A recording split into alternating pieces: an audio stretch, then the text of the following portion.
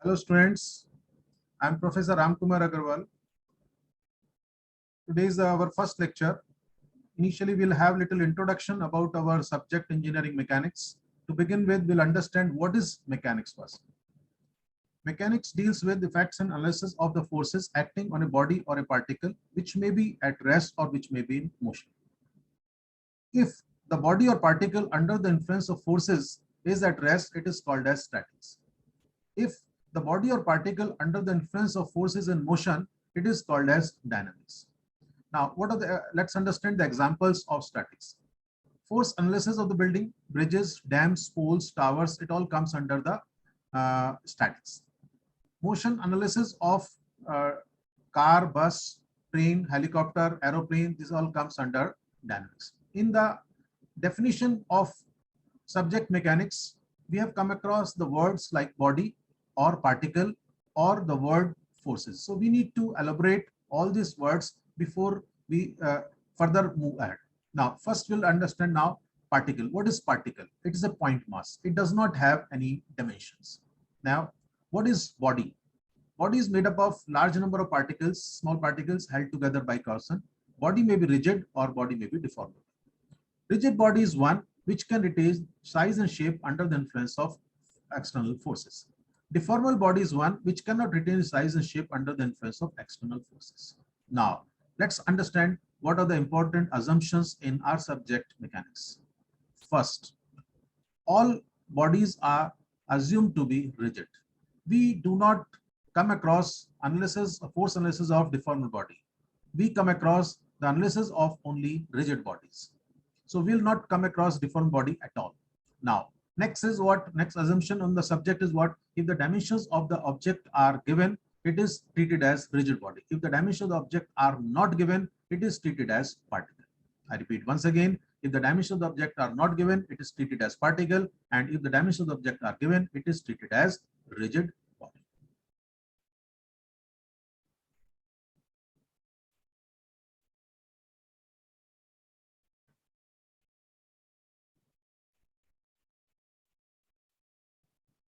Now, in the definition, as the subject deals with forces, we need to understand what is a force. Force is defined as an influence which tends to change the state of the body of rest or of motion. Commonly used units of the force are Newton and kilonewton. We understand that 1 kilonewton is equal to 1000 Newton. We have to understand that force is made up of three components, or three things are to be known about the force. One is magnitude of the force. Magnitude of the force. Second, line of action or direction of the force. Third is point of application of the force. Now, let's understand little detail. What is magnitude? Magnitude is indicative what quantum or size of the force, right? It is expressed in the Newton or kilonewton. Like for example, in the given diagram, force F1 is of 100 kilonewton. Force F2 is of 50 kilonewton. Force F3 is of 150 kilonewton. Now, let's understand direction. Direction is what? Whether the force is horizontal, vertical, inclined, 60 degree to x-axis, 40 degree to y-axis, like that. Like, for example, in the given diagram, force F1 is 100 kilonewton acting vertically down. Force F2 is 50 kilonewton acting vertically up. Force F3 is of 150 kilonewton acting at 60 degree to x-axis. Third, point of application. Where exactly the force is acting on the body? Like, for example, here force F1 is acting at point A, force F2 is acting at point B, force F3 is acting at point C.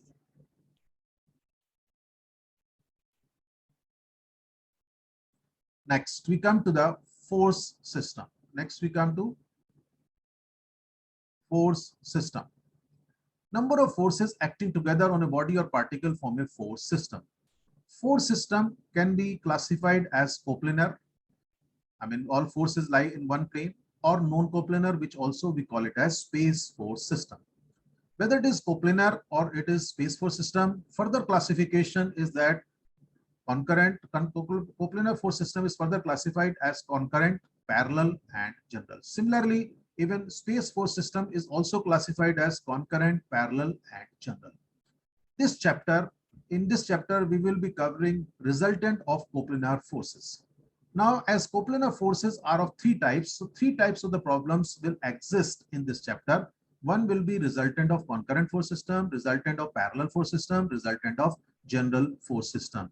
In this lecture of mine, I'll cover resultant of concurrent force system. Similarly, next lecture will be on resultant of parallel force system, and third lecture of this chapter will be on general force system.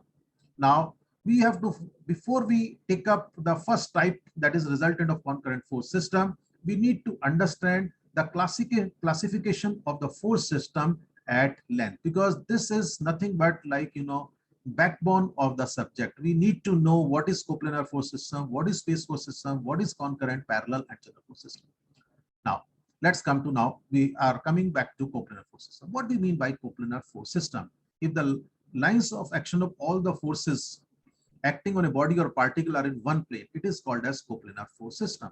In this diagram, you can see that there is a rectangular plate of size 5 meter by 3 meter. Number of forces are acting at different points on this body, but all the forces are acting on this rectangular plate in such a way that they are lying in one plane. So such a force system is called as coplanar force system. Now we come to non-coplanar or space force system.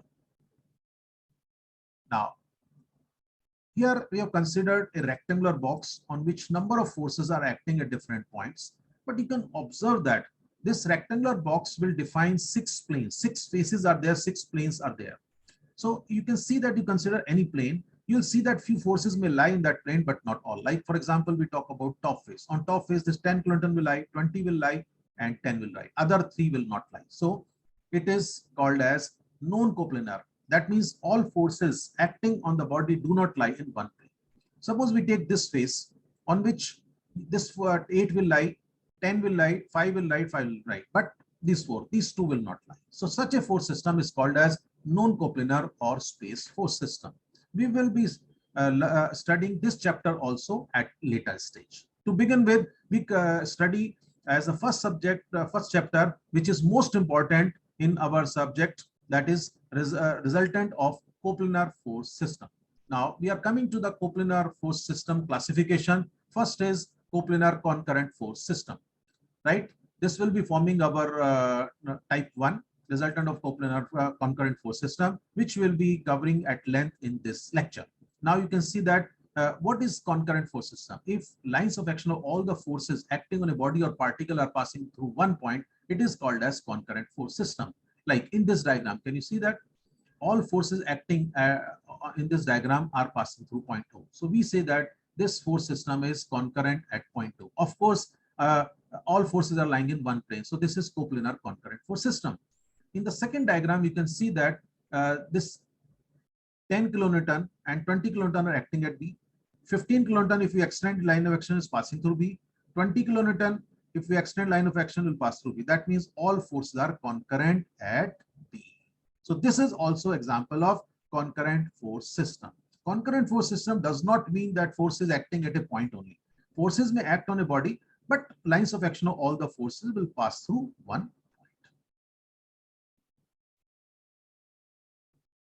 Now we come to next is coplanar parallel force system. What is the property of parallel force system? Lines of action of the parallel force system are such that even if you extend their lines of action till infinity, they will never intersect at a point. It is something like, like what is the property of parallel lines? Same, if you extend them till infinity, they will never intersect. They will never meet at a point. If these are the two examples of parallel force system.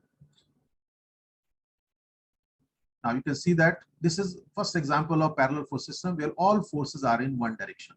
So this force system is called as like parallel force system or like parallel forces. In the second diagram, you can see that all forces are not in one direction. This is called as unlike parallel forces. Can you see that? Few are in, few are acting upward, few are acting outward. So this is the force system is called as unlike parallel force system. Now, next we come to coplanar general force system. Coplanar general force system, of course, the condition is that all forces will lie in one plane. And general force system. General force system is non-concurrent, non-parallel force system is called as general force system. Or what is not covered in concurrent and parallel is called as general force system.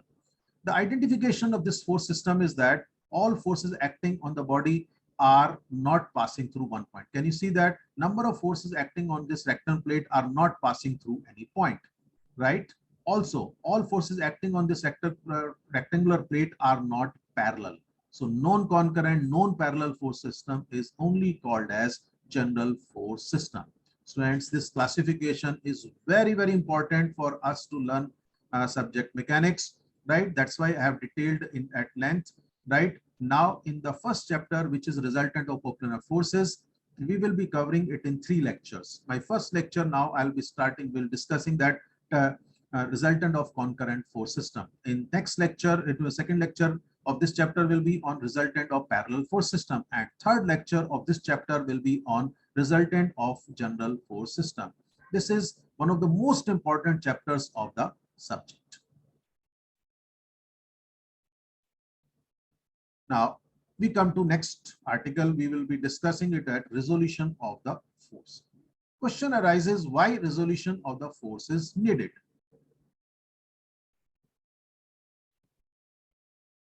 Now, see that when we are dealing with the coplanar force system, few forces may be horizontal, few forces may be vertical, but some forces may be inclined. The standard reference directions for coplanar force system are X and Y. Normally, X is horizontal and Y is vertical. But there may be many forces which are inclined to X-axis or inclined to Y-axis. All such forces need resolution. So, how do you define resolution? Is finding the components of a force in two mutually perpendicular directions called as resolution of a force. Now, to understand the concept, we have taken a force F which is making angle theta with X-axis. I have assumed that Fx is the component along X-axis, Fy is the component this force along Y-axis. Now, if I'm saying Fx and Fy are the component force F, can I say that resultant of Fx and Fy is F? Resultant of Fx and Fy is F. Now I use law of triangle. What is law of triangle? If the two forces acting at a point are represented by the two adjacent sides of a triangle taken in order, then third side of the triangle in opposite order gives you resultant. So what I have done it, Fx and Fy taken, two adjacent sides are represented by the two adjacent sides of a triangle taken in order. Third side in opposite order will give you resultant. So resultant of Fx and Fy is F. Now here in this triangle, if I write cos theta, it is what it is, base upon hypotenuse. Cos theta is base is Fx upon F. So what will be Fx? F cos theta. If I write sin theta in this, sin theta is what? Opposite upon hypotenuse. What is opposite? Fy upon F. So what is Fy? F sin theta. So in short, now I have understood that using law of triangle and using little trigonometry and geometry, we understood that Fx is F cos theta, Fy is F sin theta. I mean, now Fx means what? Now we are not, when we are solving the problem mechanics, we are not going to get involved with law of triangle or this trigonometry, geometry. We need to remember that adjacent component is cos, other component is sin. Adjacent means what? Direction with which inclination the force is given. Now you can see that here. Now this is something what you need to remember. We need to remember that to resolve any force, we'll remember that component of the force in the direction with which inclination is given is adjacent component. Adjacent means the direction with which component, that is cos component, and in other direction perpendicular to it is sin component. All this is mentioned here. Component in the direction perpendicular direction is taken as sin component. We call this as other component. Direction of these components will be projection of arrow. What will be that? Projection of arrow. This is, you can see that projection of this arrow will be to the right, horizontally, vertically it will be upward. So this decides the direction of the component of the force. All right. You can resolve the force based on its angle with x-axis, or you can resolve the force based on its angle with y-axis, which will be clear in the examples which I'll discuss now. Now I have taken, students, here 4 examples are taken. Can you see that? In this example, 20 kilonewton force is making 30 degree with x-axis. So this will be called as adjacent component, 20 cos 30. This will be called as other component, 20 sin 30, right? So direction with which angle is given is x. So in this direction, cos, other is sin. Directional component, projection of arrow. If your arrow is this way, horizontal component is to the right, vertical component is upward. Now we come to the second example. In the second example, 50 kilonewton force is making 30 degree with y-axis. So this component will be called as adjacent. So what will be that? Cos 50 cos 30, and this is 50 sin 30.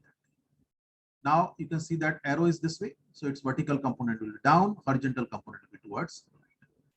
Now let's talk about third example. In the third example, 10 kilonewton force is making 45-degree with horizontal. So horizontal component, this component will be cos, this component will be sin. So this is called as adjacent component. This is called as other component. Adjacent component is cos, other component is sin.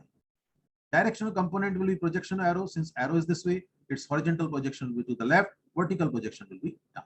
Now we come to fourth example. In the fourth example, you can see that it is 5 kilonewton force. Its inclination is given with y-axis. So this component, we call it as adjacent component, which is cos 5 cos 25. And this is other component, which is 5 sin 25. Projection, the arrow is horizontally towards right, vertically down. So this way we understand that we can resolve the force based on its inclination with x-axis or y-axis. You don't need to have always the inclination with x-axis. Whatever inclination is given with x or y, you can resolve the force. We need to only remember that adjacent component is cos, other component is sin, and directional component is as projection of the arrow of the force. Now we come to the type 1 problems. How will you solve the type 1 problems?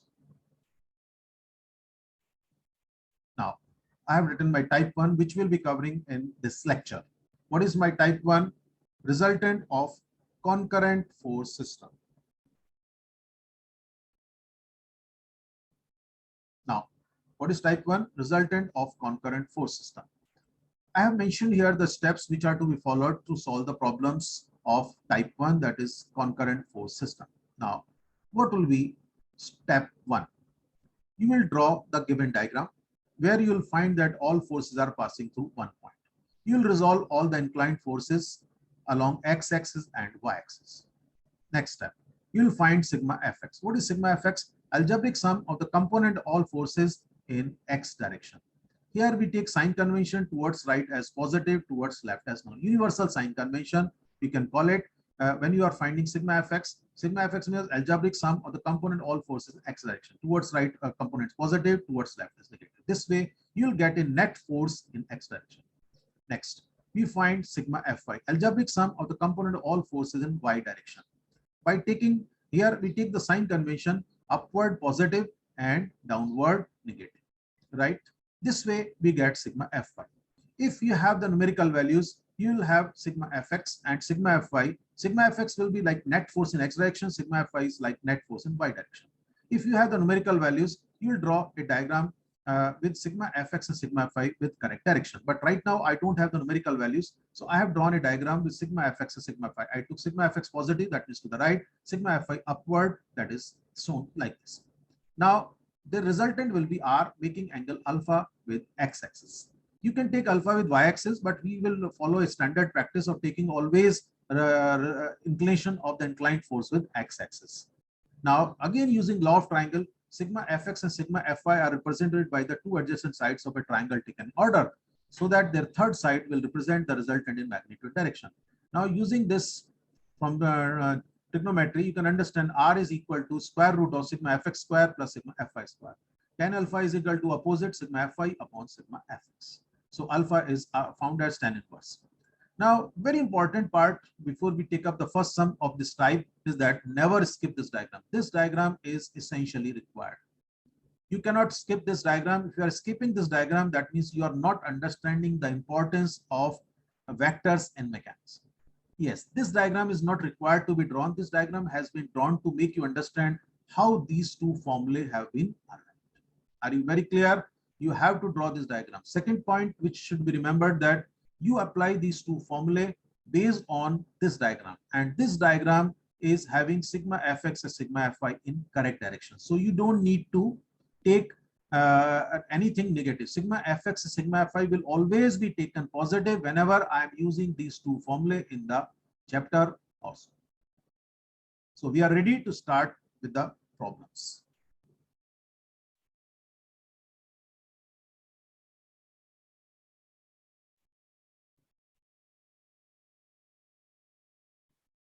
Now students, this is my first problem. where you are given with a number of forces which are concurrent at this point. Can you see that? This is 20 Newton, it is vertically down, will not need any resolution. 25 Newton is acting 60 degree with horizontal, 70 Newton is 45 degree with horizontal, 50 Newton is 40 plus 5 plus 15, 60 degree with horizontal. Draw the same diagram. This is a question given to you where you have to find resultant of concurrent force system.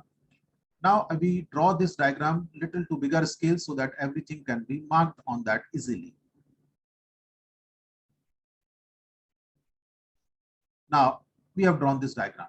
Now we have to resolve all inclined forces. This 20 Newton does not need resolution. This 25 Newton needs resolution anywhere along its line of action on the tail side. Anywhere along its line on the tail side, wherever you have the space, you can resolve it into two components. This is 60 with horizontal, so this will be adjacent component 25 cos. This is other component 25 sine.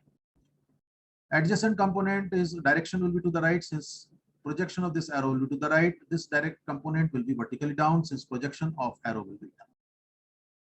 This force of 70 Newton is making 45 degrees horizontal. So this will be called as adjacent component, 70 cos, 70 sine. Direction of the component will be projection of arrow. This arrow will have projection towards right and upward. This force of 50 Newton is making 60 degree with horizontal, 45 plus 15, that is 60. So this is adjacent component 50 cos, and this is our other component 50 sine. Directional component will be projection of arrow. This component will be to the right, this will be upward. Now resolution of the inclined forces has been done. Now you have to find sigma fx. What is sigma fx? Algebraic sum of the component all force in x direction. All right. Now see that 25 cos 60. This force is it to the right or not? So I'll write it plus. Second component is 70 cos 45. Is it positive or not? Since to the right. Third is this component 50 cos 60. That is also to the right. So positive. All three components are to the right. We took them positive. Sigma fx, after using calculator, it comes out to be plus 87. That means x component of the resultant is to the right. Next, we find sigma fy. Sigma fy, algebraic sum of the component all forces in y direction, upward positive, downward negative. Now we understand 20 Newton is downward, that is negative, so I wrote it minus. Right? 25 sine 60 is down, again negative, I have taken. Here we come to 50 sine 60 upward, so I'll write it positive. 70 sine 45 upward, again I have taken positive. Again I use a calculator. You can use any scientific calculator, but the best calculator to be used is FX. Casio is the brand or company name, and FX991 ES plus. I repeat again, the model of the calculator which you should use ideally is that Casio is the company name, FX991 ES plus.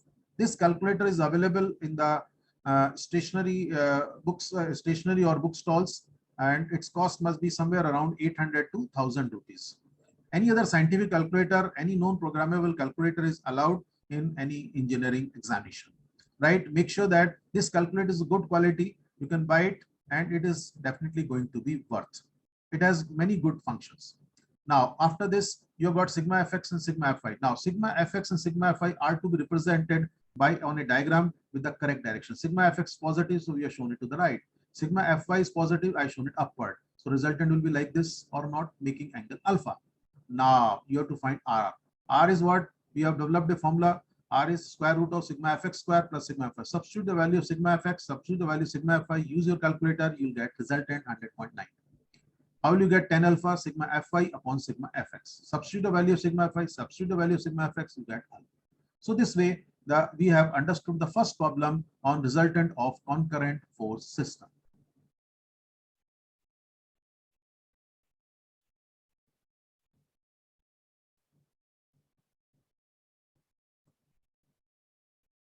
Now we move to the second problem. In the second problem, you are given with a concurrent force system.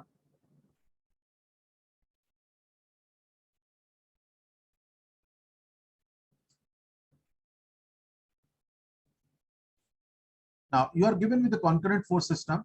There are three forces on this diagram. Can you see that 15 Newton is vertically up, 22.5 Newton is making 45 degrees horizontal, 30 Newton is making 30 degrees horizontal. So you need to resolve these two inclined forces. This 15 Newton will not need any resolution. We have drawn the diagram to little bigger scale. 15 Newton has been shown as it is. This 22.5 Newton is making 45 degree. So adjacent component will be cos towards right. Other component is 22.5 sine 45 vertically upward, as projection of this arrow will be towards right and upward. Now we come to this 30 Newton, which is making 30 degree with x-axis. So we mark it 30. So this component will be adjacent component with which inclination is given. Cos component 30 cos 30. This will be sine component. Direction of the components will be projection of arrow. This projection will be to the left. This projection will be downward. Now we'll find sigma fx. In sigma fx, algebraic sum of the component all forces in x direction. Sigma fx, x component. 22.5 cos 45 is to the right. We write plus.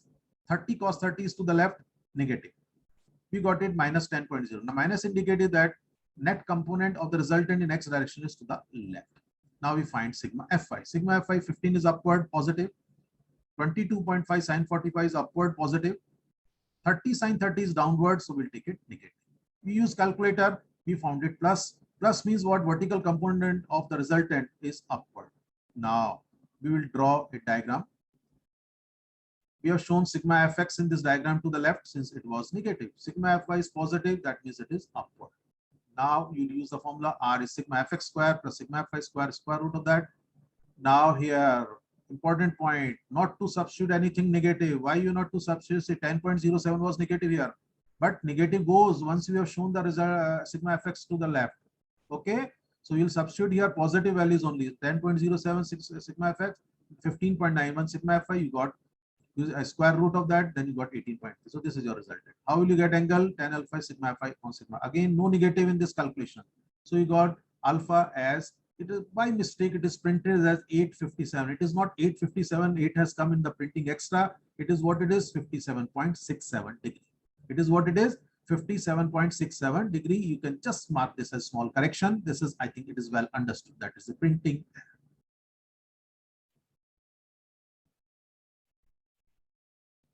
Now, we have solved two problems, students. We have solved two problems where we found resultant of concurrent force system.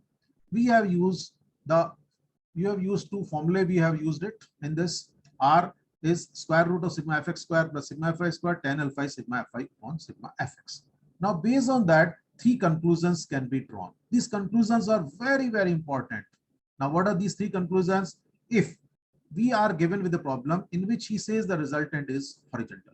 The moment he says resultant is horizontal, immediately what you should understand, looking at this formula and this formula, you should understand that resultant can be horizontal. That means alpha is 0. If alpha is 0, sigma fi is 0 and R is equal to sigma fx. So you can remember it, when the resultant is horizontal, alpha is 0, sigma fi is 0 then, and R is sigma f. Whenever they say the resultant is vertical, that means alpha is 90 degree. That means sigma fx is 0 and R is sigma fy. At times they say that resultant is 0. Resultant is 0. That means sigma fx, sigma phi both have to be 0. Or they may say that system is in equilibrium. When the resultant of concurrent force system is 0, we can say that force system is in equilibrium. So now, students, will take next 2-3 problems we'll take up, which will be based on these three conclusions. So I'll take one problem where resultant will be horizontal. I'll take another problem where resultant is vertical. I'll take the next problem where resultant will be inclined, and we need to know how to use these three conclusions. Okay, now we have come to third problem where just see that what is given here. Now find Q. Now only two forces are there in this concurrent force system. P 480 Newton making 30 degree. Q force, which is defined, its inclination inclined force, it's defined by 345 right angle triangle. And he says find Q and find R if R is along x-axis. So students, I have drawn the diagram. You draw the diagram and resolve the two forces. 480 Newton making 30 degree. Anywhere on the tail side, find wherever a space is there, you can resolve it. This will be adjacent component is 30 is with x-axis, 480 cos. This will be 480 sine. Direction component, projection of arrow. Arrow is like this. Horizontal component will be to the right, vertical will be upward. Then this angle is making 30. We assume this angle theta. I complete this right angle triangle 3, 4, 5. If this is 3, this is 4, then this will be hypotenuse will be 5. Here we can say if in this right angle triangle tan theta is 4 by 3, cos theta is 3 by 5, and sin theta is 4 by 5. This is all I have kept it. You don't need to use calculator for resolution of such forces. Anywhere on the tail side, we mark it, write this angle with x-axis theta. We understand this is adjacent component, that is q cos theta. This is other component, that is q sin theta. The projection of the arrow will be horizontal projection will be to the right, vertical will be down. Now, as resultant is along x-axis, that means I have to say that resultant is horizontal. And when resultant is horizontal, sigma fy will be 0 and r will be sigma fx. So let's write first sigma fy, which is equal to 0. Sigma fy, this component of this 480 in the sin 30 is upward, I'll write it plus. Q sin theta, this is down, I'll write it minus, equal to 0. Sin theta value is 0.8, substitute here, you got Q. Once you have got Q, now you can use the second condition. What is that? R is equal to sigma fx. Now we put it R is equal to sigma fx in this side, sigma fx. 480 cos 30 is to the right, positive. Q cos theta is to the right as positive. Substitute the value of Q out here. Substitute the value of cos theta as 0.6, you will get 595.69. So that's what is your resultant. I don't need to write here it is to the right because it is already given to you that resultant is along x-axis. That means resultant is horizontal and it is towards right. Now I take my next problem where resultant is vertically vertical. Now you can see that fourth problem, I'm taking it up where find f and the theta. This theta and f are required for the condition that resultant is 1000 Newton, which is vertically upward. Are you clear? Now these forces are acting on a ring, but size or dimension of this ring are not given. So we can understand that if we extend the line of action, you can see that f is passing through center, 120 is passing through center, and 250 is also. So system is concurrent at this point. This is the point of concurrence. So we draw another diagram where we show these forces acting at a point. 250 Newton force will not need any resolution. Now this F is making theta with x-axis, so we'll write it. This is F cos adjacent and other is sine. This 120 Newton force is making 60 degrees vertical. I have shown 60 vertical, so this component will be adjacent component now. In this diagram, this is adjacent component, it will be cos, 120 cos. And this will be other component, that is sine.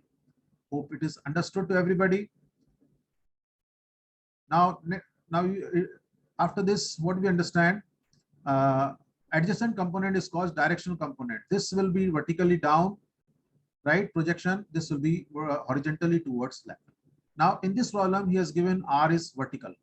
If R is vertical, what do you understand with that?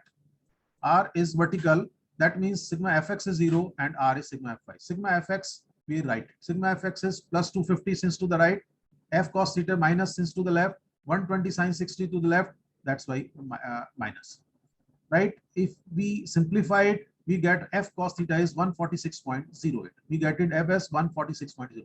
Now what is R is sigma fy, which is given to you as 1000 Newton vertically upward. That means R is equal to sigma fy, which is equal to plus 100. This is what is given to you as what? Plus 100. Now we write sigma fy. Sigma fy is what? F sin theta vertically upward, positive. And 120 cos 60 is downward, so we write it minus, equal to plus 100. This is given to you. If you simplify, solve, use your calculator, you get f sin theta is 160. Now you got f cos theta 146.08 and f sin theta 160. Two equations you got it. You can solve it in any manner. Either you can divide one by other or squaring and adding. These are the two simple techniques what you can use it to solve these two equations. Solving them directly, I've written it. Theta is 47.6 degree and f is 216.67. So in this problem, we have taken that resultant is vertically upward. Now I'll take the next problem where resultant is inclined, where resultant is 0. Next problem, number 5. You can see that you are given with a force system. You are given with a force system.